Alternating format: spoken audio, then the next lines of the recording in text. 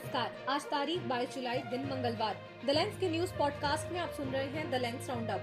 हर बड़ी खबर पर है हमारी नजर। मेरा नाम है पूनम ऋतु सेन। चलिए शुरुआत करते हैं आज की सबसे बड़ी खबर से। राष्ट्रपति द्रौपदी मुर्मू ने उपराष्ट्रपति जगदीप धनखड़ का इस्तीफा मंजूर कर लिया है। धनखड़ ने संसद के मानसून सत्र के पहले दिन देर शाम कल अचानक स्वास्थ्य कारणों से इस्तीफा दे दिया था।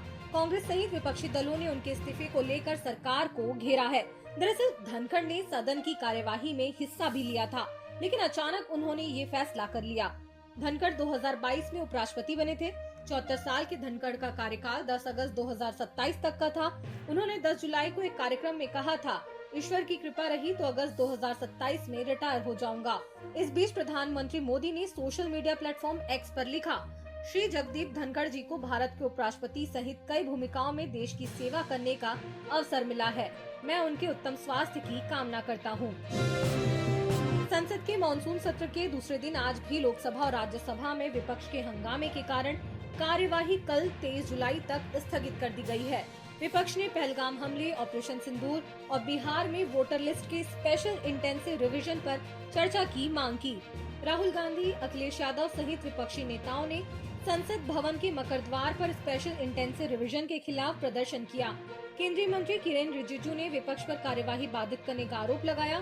दूसरी ओर सरकार के फ्लोर मैनेजरों ने भी ऐसा कोई संकेत नहीं दिया कि वे विपक्ष के साथ तालमेल कर गतिरोध तोड़ना चाहते हैं। 21 जुलाई से 21 अगस्त तक चलने वाले सत्र में 18 बैठकें होंगी।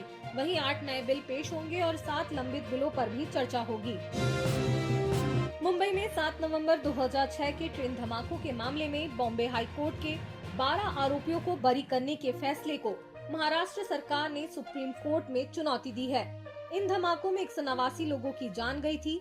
हाई कोर्ट ने विशेष अदालत के 2015 के फैसले को पलटते हुए कहा था कि अभियोजन सबूत पेश करने में नाकाम रहा। फैसले के बाद 8 आरोपियों को रिहा कर दिया गया था। अब महाधिवक्ता तुषार मेहता ने सुप्रीम कोर्ट से जल्द सुनवाई की मांग की है और इस मामले की सुनवाई अब 24 जुलाई को होगी। मानसून का कहर जारी है। जम्मू कश्मीर और हिमाचल प्रदेश में भारी बारिश और भूस्खलन से 5 लोगों की मौत हो गई। हिमाचल के चंबा में एक नवविवाहित जोड़े की चट्टान में गिरने से मौत हो गई, जबकि 401 सड़कें बंद है। मध्य प्रदेश के कान्हा टाइगर रिजर्व में बाढ़ में एक बाघ की जान चली गई। वहीं मौसम विभाग ने उत्तराखंड, हिमाचल, महाराष्ट्र, गोवा और तेलंगाना के लिए ऑरेंज अलर्ट जारी किया है, जबकि बंगाल की खाड़ी में 24 जुलाई को कम दबाव का क्षेत्र बनने से देश में फिर से तेज बारिश होने की आशंका है। बिहार में मतदाता सूची के चल रहे विशेष गहन पुनरीक्षण के लिए आधार, मतदाता पहचान पत्र और राशन कार्ड को सबूत के तौर पर मानने के सुप्रीम कोर्ट के सुझाव को चुनाव आयोग ने स्वीकार नहीं किया है। सोमवार को अदालत में दायर जवाबी हलफनामे में चुनाव आयोग ने कहा कि यह निर्धारित करना उसका संवैधानिक अधिकार है कि मतदाताओं द्वारा नागरिकता की आवश्यकता पूरी की जाती है या नहीं, लेकिन मतदाता के रूप में अयोग्य ठहराए जाने के कारण किसी व्यक्ति की नागरिकता समाप्त नहीं होगी। अब सुनिए खबर भारत के पड़ोसी देश पाकिस्तान की। पाकिस्तान के कब्जे वाले गिलगिट बाल्टिस्तान में बादल फटने और भारी बारिश से आई बाढ़ ने भारी तबाही मचा दी है। बबूसर इलाके में 5 लोगों की मौत हो गई है, वहीं 15 लोग लापता हैं। वहीं 30 से ज्यादा गाड़ियां बह चुकी हैं। 200 से अधिक फंसे टूरिस्ट को रेस्क्यू कर लिया गया है। पाकिस्तान आर्मी की FCNA यूनिट हेलीकॉप्टर से खाना और दवाइयां पहुंचा रही है।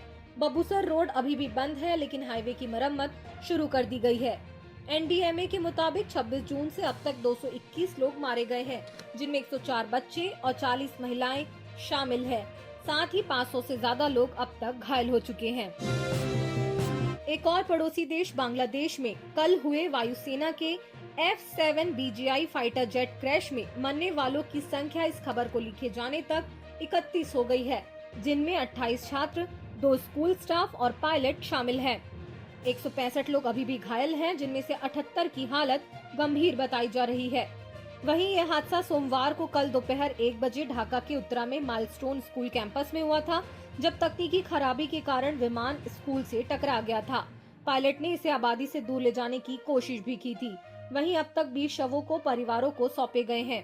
सरकार ने एक दिन के राजकीय शोक की घोषणा की है और वायुसेना ने हाई लेवल की जांच शुरू कर दी है। एक अपीली ट्रिब्यूनल ने ICICI बैंक की पूर्व CEO चंदा कोचर को smugglers and foreign exchange manipulators act के तहत वीडियोकॉन कॉर्पोरेशन समूह को 300 करोड़ रुपए का कर्ज देने की एवज में 64 करोड़ रुपए की घूस लेने का दोषी पाया है। 2009 के इस चर्चित मामले में गौर करने वाली बात यह है कि ट्रिब्यूनल ने इस मामले में हितों के टकराव को रेखांकित किया है। दरअसल वीडियोकॉन को कर्ज मिलने के तुरंत बाद चंदा कोचर के पति दीपक कोचर की company new power renewables private limited के खाते में 64 करोड़ रुपए स्थानांतरित किए गए थे। दुनिया की उन्नत लड़ाकू हेलीकॉप्टर में से एक अपाचे भारत पहुंच गया है।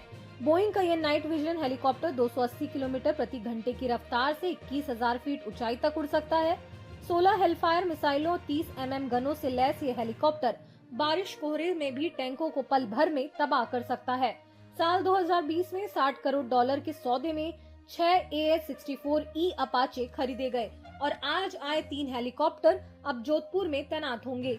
हालांकि 15 महीने की देरी से आए ये सेमी स्टिल्थ टेक्निक के साथ ये हेलीकॉप्टर दुश्मन के राडार से भी बच सकता है। एक ताजा सर्वे में बेरोजगारी को लेकर केंद्र सरकार के आंकड़ों को गड़बड़ बताया गया है और कहा गया है कि आंकड़े बेरोजगारी की गंभीरता को छिपाते हैं। राइटर्स ने कुछ स्वतंत्र अर्थशास्त्रियों के बीच किए गए सर्वे से ये निष्कर्ष निकाला है। सर्वे में ये कहा गया है कि भारत में बेरोजगारी की दर सरकारी आंकड़ों से 2 गुना है। ये सर्वे कहता है कि 7.4% रफ्तार के साथ भारत बड़ी अर्थव्यवस्थाओं में सबसे तेज गति से आगे बढ़ने वाली अर्थव्यवस्था है, लेकिन यह विकास दर हर साल कार्यबल में शामिल होने वाले लाखों युवाओं के लिए रोजगार पैदा करने में नाकाम रही है। छत्तीसगढ़ में आज कांग्रेस ने पूर्व मुख्यमंत्री भूपेश बघेल के बेटे चैतन्य की शराब घोटाले से जुड़े कथित मनी लॉन्ड्रिंग मामले में हुई गिरफ्तारी और ईडी की कार्रवाई के विरोध में राज्य के सभी 5 संभागीय मुख्यालयों और 33 जिलों में 2 घंटे तक आर्थिक नाकेबंदी की गई। हालांकि विरोध के दौरान कांग्रेस नेताओं ने उद्योग समूह अडानी और भाजपा की केंद्र राज्य सरकार पर तीखे हमले किए। इस प्रदर्शन को लेकर एक प्रेस वार्ता करके डिप्टी सीएम अरुण साव ने कहा कि नाकेबंदी पूरी तरह से फ्लॉप था। वहीं आज रिमांड खत्म होने के बाद चैतन्य बघेल को कोर्ट में पेश किया गया और अब 4 अगस्त तक न्यायिक रिमांड पर उन्हें जेल भेजा गया है। और मुद्दा सोशल में है, बात कांवड़ यात्रा से जुड़ी। सुप्रीम कोर्ट के वकील प्रशांत भूषण ने कांवड़ यात्रा पर प्रसिद्ध पत्रकार रवीश कुमार का एक वीडियो शेयर करते हुए लिखा कि जहां से कांवड़ यात्रा गुजर रही है वहां रोड और स्कूल बंद कर दिए गए हैं, लेकिन किसी ने आपत्ति नहीं करी। वहीं सड़क पर नमाज पढ़ने में लोगों को आपत्ति है। और खबर जरा हटके में मेटा AI से जुड़ी ताज़ा जानकारी। खबर है कि मार्क जुकरबर्ग के स्वामित्व वाली मेटा ने आक्रामक तरीके से AI से जुड़ी प्रतिभाओं का शिकार करना शुरू कर दिया है। मेटा पूरी दुनिया भर से छांट कर AI की बेस्ट टैलेंट को मुंहमांगी कीमत पर नौकर पर रख रही है। बताया जा रहा है कि यह कंपनी AI क्षेत्र की सुपर इंटेलिजेंस टीम बनाना चाहती है, लेकिन मुंबईया सिनेमा की कहानियों की तरह कई ऐसे शख्स भी हैं जो चुनौती दे रहे हैं कि उन्हें खरीदा नहीं जा सकता। एंथ्रोपिक के सह-संस्थापक और CEO दारियो एमोदेई ने हाल ही में खुलासा किया कि AI इंजीनियरों की उनकी टीम ने मेटा की 862 करोड़ रुपए की पेशकश ठुकरा दी है। आज के लिए बस इतना ही। कल मिलते हैं नई खबरों के साथ। खबरों को विस्तार से पढ़ने के लिए विजिट करिए हमारी वेबसाइट thelens.in। यूट्यूब के अलावा हमारे पेज को X, Facebook और Instagram पर भी फॉलो करें। शुक्रिया।